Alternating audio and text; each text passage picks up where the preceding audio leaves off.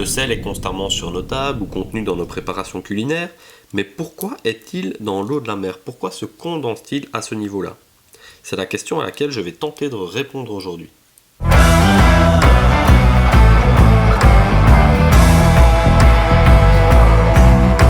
Pour connaître la réponse, il faut avoir quelques bases en hydrographie.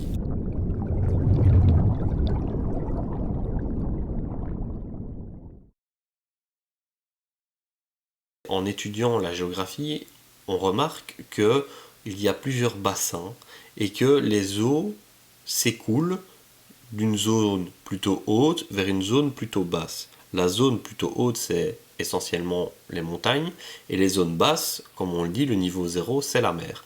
Donc, dans tous les cas, l'eau qui ressort de la terre ou qui tombe du ciel, comme les précipitations, arriveront comme point final dans une mer ou dans un océan. Saviez-vous que l'eau de mer contenait entre 30 et 35 grammes de sel par litre? Ce sel provient essentiellement de l'érosion du sol. Les rivières et les fleuves emportent dans leur trajet, elles enlèvent avec la force du courant une partie du sol, que ce soit de la terre, que ce soit de la roche, peu importe, elles enlèvent quelques petites parties qui vont contribuer à en enlever des plus grosses dans la suite du trajet. Et cela, c'est ce qu'on appelle l'érosion. Mais vous allez me dire alors du coup pourquoi les fleuves ne sont pas salés? La réponse à cette question est simple. L'eau transportée par les fleuves voyage continuellement.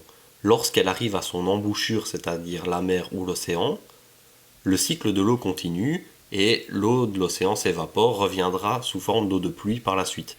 Mais l'eau du fleuve est toujours en mouvement, alors que l'eau de mer est entre guillemets le réceptacle, le récipient de tous les fleuves des différents continents, de toute la planète. Résultat, tout le sel y est concentré, et c'est pour ça que le sel est condensé dans l'eau de mer.